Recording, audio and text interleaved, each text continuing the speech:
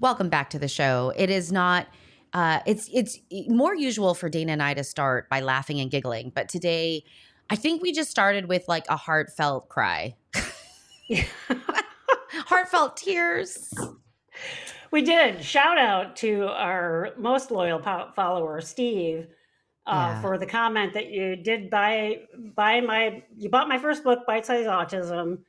And I can't tell you how sweet and wonderful your feedback was, especially, and you'll be excited to know that I'm poised for the second version. I'm still working on formatting and getting it published, but Bite Size Autism 2, a deeper dive. And it's exactly what I need to hear today. That it's amazing. Yeah. It's amazing. And for those of you, I'll give the shameless plug because Dana's too modest. But Bite-Size Autism truly is that, it's really a beautiful peek into the way Dana thinks, I think, which is, I'm going to think in a picture, and this one picture kind of, for me, either represents or elicits, a bite-sized thought about it. And for Dana, they're not just thoughts. They can be, research validated kind of facts or data that's coming out, or just like her personal experience of being autistic as an adult. And that is missing. We talk about this all the time on the show. There isn't formal recommendations, or there aren't formal recommendations. Okay, hi, grammar. There aren't formal recommendations in the DSM on how in the world do you diagnose adults with autism, right? Right. We don't have this. All of our DSM criteria really relates to children in early development. And so we have no idea except from do some interviews and some observations. The problem is that people, our colleagues especially, and I another topic on here is that we talk about our colleagues unintentionally doing harm because they're not versed in the world of neurodiversity. But wow, like Dana's, Bite-Size Autism just gives some experiential, a peek at her experiences about what it feels like to be an adult autistic. And that I think is so valuable. Yeah. And it's such a good segue to the topic about the two sides of making mistakes. Oh my God. So story time. Story times. Come around, folks. Come around. So when I first did Bite Size Autism, and I self-publish because I just don't want to deal with rejection and all that stuff. So I self-published. That book came out. It was out there for sale on Amazon. And then I started getting, I heard from a colleague of mine who recommended it to a client of his. And the client of his came back the next week with all this markup on the physical copy of all kinds of typos that were in there that I didn't catch. And I think 30 years ago, I would have been so mortified pre-therapy that I would have just pulled the book off and I would never do it again. The sense of like going away from feeling like I did something that wasn't perfect to I am imperfect, and it would have gone to like all these shame places. Oh, I love that differentiate. Yeah, That's so beautiful. That's the difference between guilt and shame. And I learned that in therapy. And so what I did differently this time was, oh my God, thank you for letting me know. And he even said, I'd be happy to get the book from you and I can share you his edits. And I said, no, I'm actually I'm going to hire an editor. So I clicked unpublished on Amazon, hired an editor, got it all fixed, republished it. And then a couple of my colleagues that had bought the book, I just sheepishly said, here's a copy that doesn't have typos. But I sort of like the fact that there are some out there that are still have typos, because I learned, in my Adlerian training, Adler said, have the courage to be imperfect. Yes. There's no such thing as perfect, right? Yeah. But the old me would have gone to like all this trauma that I had growing up around not doing well in school for a long time and people sort of laughing and what happens if you make a mistake. Fast forward to today, to the new book, Gwen was trapped in an airplane, and so lovely, wonderful, was reading the whole draft of the book, found a bunch of typos. I had already had it professionally edited, and there were a bunch of stuff that was missed. And again, I wasn't mortified. I was like, oh my God, thank God, right? Because I want it to look professional. And for now, it's not so much like I don't want to be like, oh my God, people are going to see I'm imperfect, because I'm imperfect, and that's perfectly okay. I don't want it to detract from the book, right? I want people to be able to experience the book for that reason, not see those things. Long, way back story. When I was in my vet tech program, between the 2 years of the program, we did what was called an externship, and we had to work all summer at a vet clinic full time. And then we had to do these journal entries every day about it. This was in the way back when we actually had to type with typewriters and carbon paper, for those of you who are too young to remember. And I turned it in. I'm not a good typer. And for those that don't know, I am a terrible speller. I've always been a terrible speller. And now I know it's dyslexia. I've understood that now. And I'm like, I still have to think about when I say the word, when I type the word there, is it EI or IE? And thank God it gets corrected for me. I'm almost 60 and I still can't memorize which one it is, just to give you an idea. So I turned all that in, and then the day we got back in the fall, the first class, one of the people that ran the program in class was saying, I got everybody's journals, and I want you guys to know you need to proofread these, because I got one from one of you, and there were so many typos in it, I could barely read it, and I'm sitting there, and I'm like, oh my God. And I just want the whole class to know that that person is going to fail their externship, and they're going to have to do it again. And everybody's looking around the room, and we're like, oh my God. And I get it back, and it's mine. Oh my And gosh, Dana. I freaked out. And I went and I talked to him right after class, and he was really angry. And I said, I'm really sorry. I didn't know anything about being neurodivergent. And I said, I can redo it or whatever. And he never did actually definitively say to me, I'm not going to fail you. It just sort of, the grade got entered and we moved on. And I still remember that. And I was like, oh my God, to have him sort of shame me in front of all the class. He didn't out me in front of all the class, but when I got it handed to me and I opened the cover, and I'm like, oh my God, it was me. So there's so much, I think that neurodivergence, because we step on toes and we say things socially that aren't neurotypically acceptable. And, in my case, spelling errors and grammar errors and things like that. And I share those things openly with my students now, because I'm like, I do have a doctorate. I'm board certified, for God's sakes. And so what that I still can't spell there? Is it EIR, IER? We have computers and things like that deal with that. My self-worth isn't predicated on those things. But the visceral reaction to being shamed, or, when you sent me, before we logged on, Gwen said, I hope when I sent you the typos I caught, I hope that didn't come across as like traumatizing. And I said, no, we have a good enough relationship. I was just thankful. But I love that you were aware of that, because so many times, so many of us will get feedback from someone that doesn't feel good, or a perfect stranger will just give you one of those looks because you're stimming in public or something.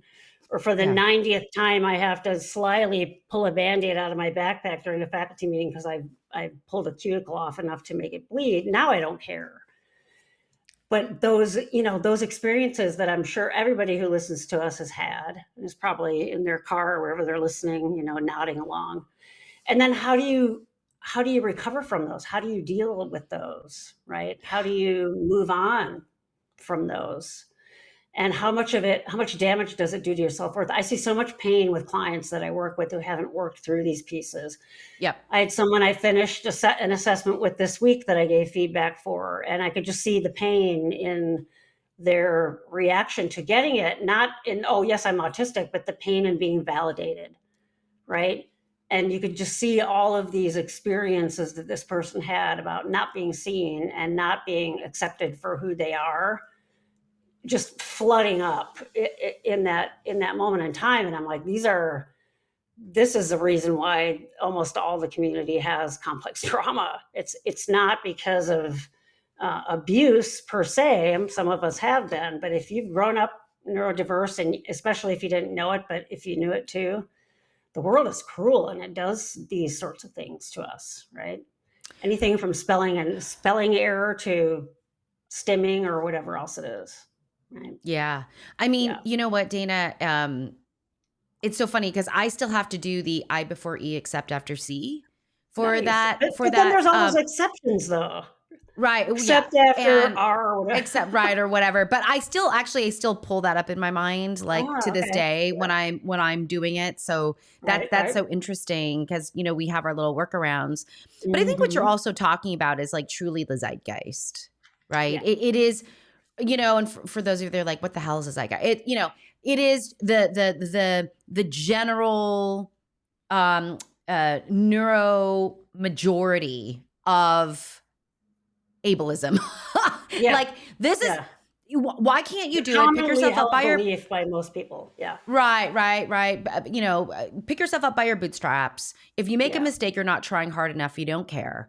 You know, Yeah. it's these types of things, of thoughts, of messaging that get Mhm. sent in all the micro and sometimes very, very in your face kind of actions. But Yeah. I really feel like it's in the insidious kind of little action stuff that happens all over the Mhm. place. The someone looking at you, you know, glancing at you for doing something, you know.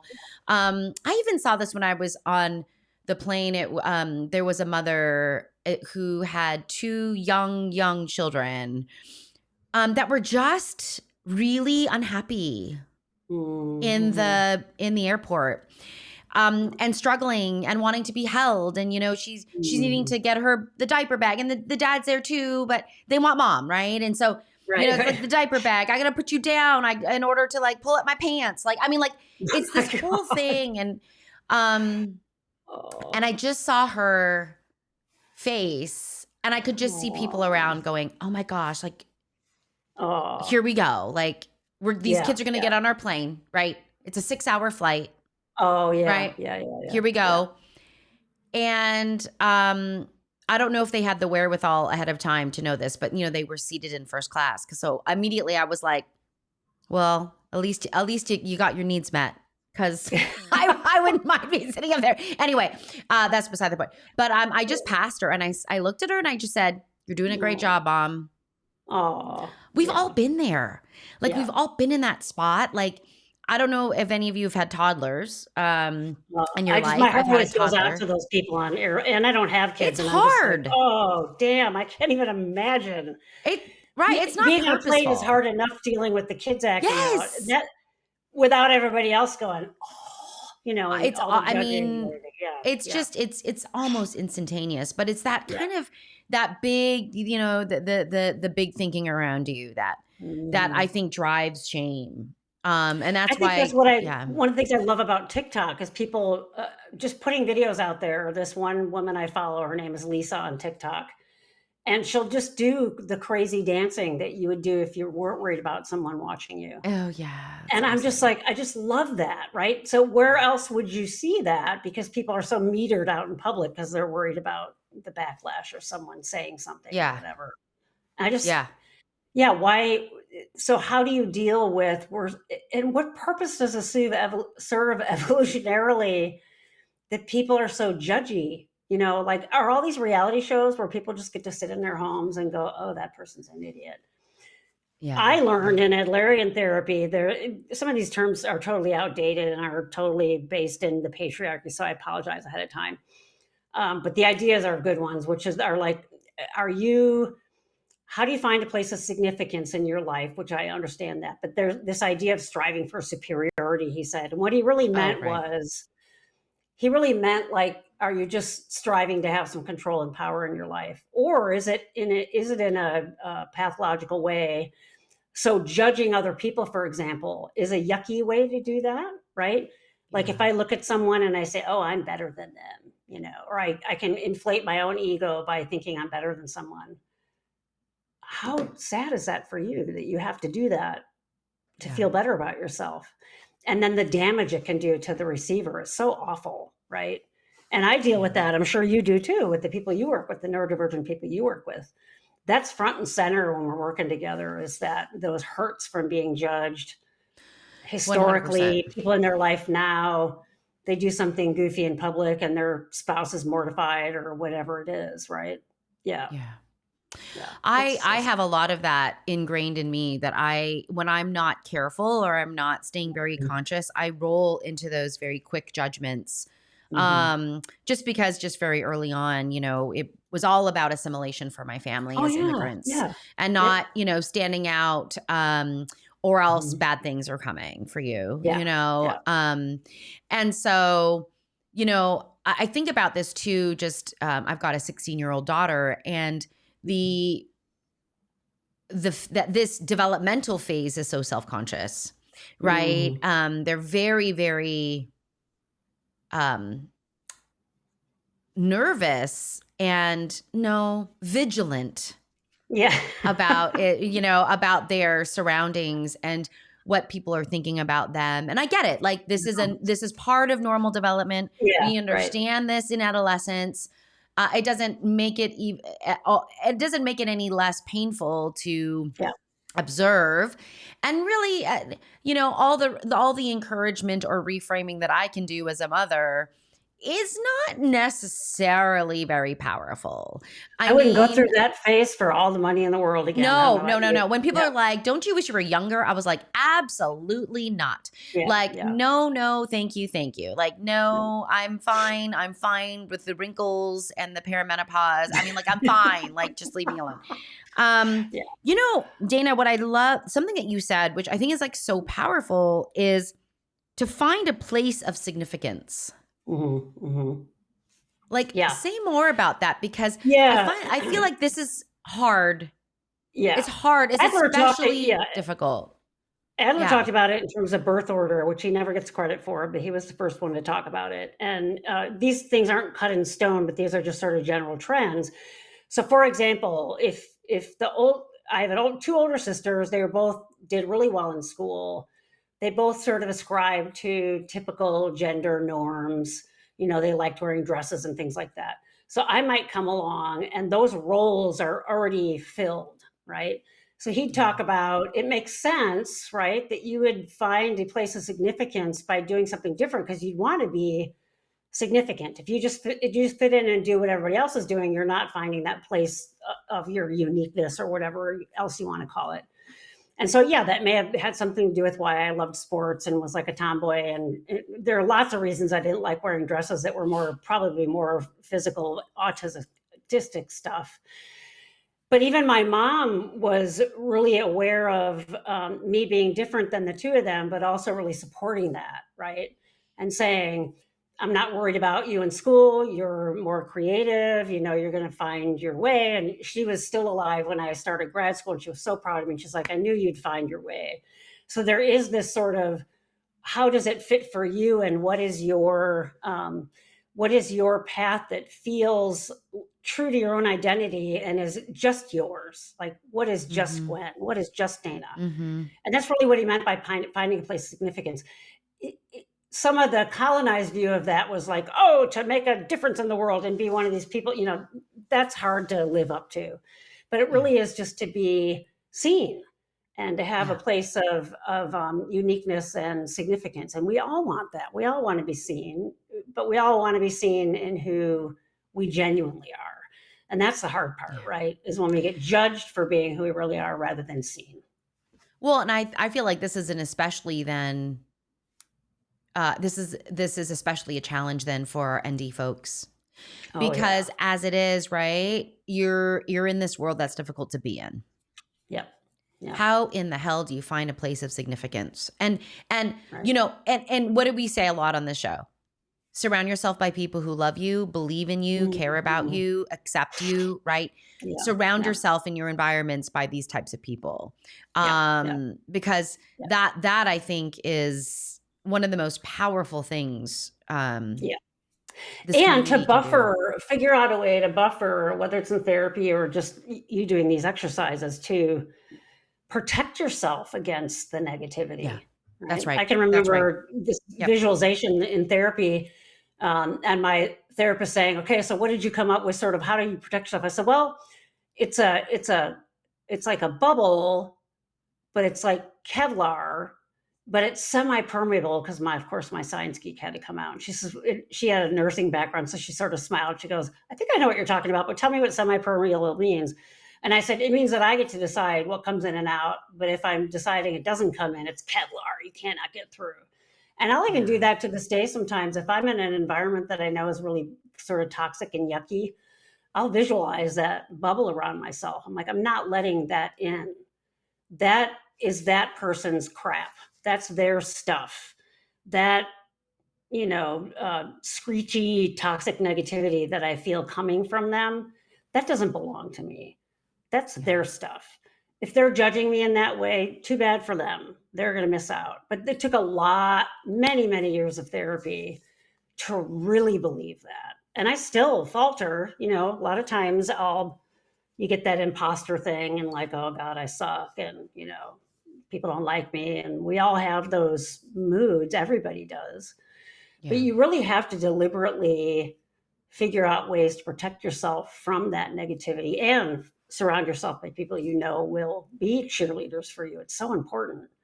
And cut people away that aren't, right? Yeah. Yeah. I mean, I think that's one of the hardest things I think sometimes to do, which is to kind of weed out, who needs to be sharing the nutrients in your space. Think about a garden. Like, why do we weed? Yeah. Right. Yeah. We take those things out because it's stealing nutrients from the dirt that we're wanting to right. Those resources to go to something else. I love, so something that we're talking about, which is it's internal and external, right? Externally, we surround ourselves by people, very specific kinds of people. Internally, we've got this suit of protection, right? Yeah. And what I love is that I feel like oftentimes in our world, Dana, protection gets a bad rap, right? Yeah. Oh, they're just being protective because they're defensive. They're, quote unquote, resistance, defensive, right? They're resistant, all of these things. Yeah. And in Adler's beautiful way, how is that? That's serving a purpose. It's adaptive for that person. Right. How do we see that? How do we understand it? Right. Yep. If you choose what setting to put on your armor, I dare to say that is not resistant or defensive or right. It is a choice. It's not some of this like underlying reflexive unconscious process. That's what people mean, by the way, when they're talking about resistance and defensiveness and all of this. This is someone being very aware of the environment and saying, hey, you know what? I'm going to choose how to be in this space and still honor myself. Yeah, and that's one of the other reasons Adler broke off from Freud was that resistance felt too colonized and and he said, it serves a purpose.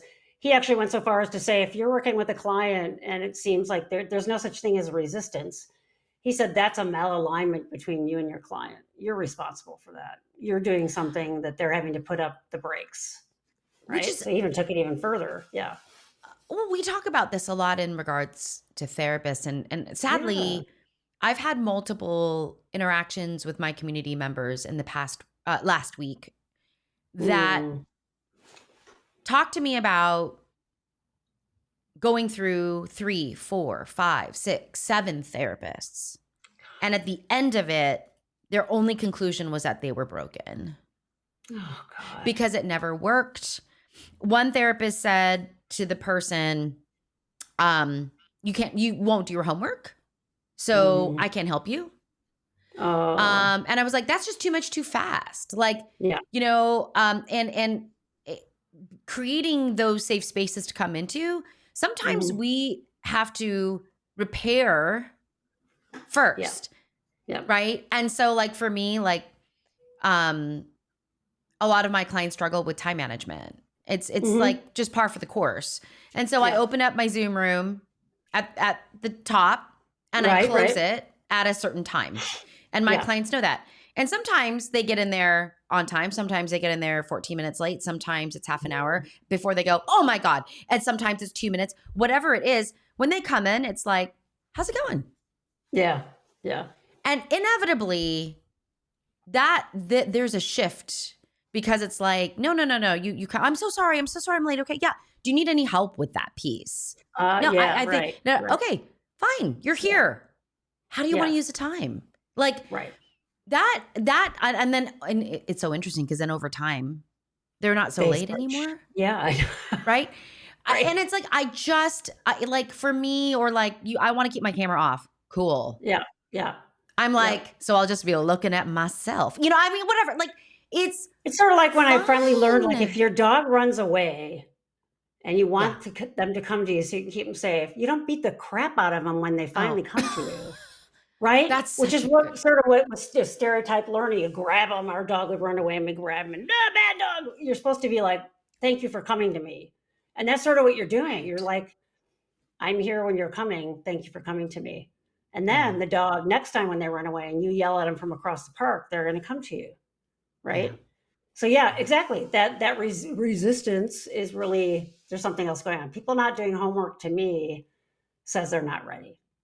There's a They're not reason they're not doing ready. those things. Yeah, It's just yeah, it's just not ready. It's not right, the right time. Or maybe right. that's just not right for them. Or it Like doesn't, it's and not a not good thing for them. They're not into it. Yeah, exactly. And by yeah. the way, for those of you that are new to the show, Dana's dog analogy is really Oh, more of a compliment to humans than the yeah, opposite, because right. Dana, I just want to say it's a great analogy, Dana.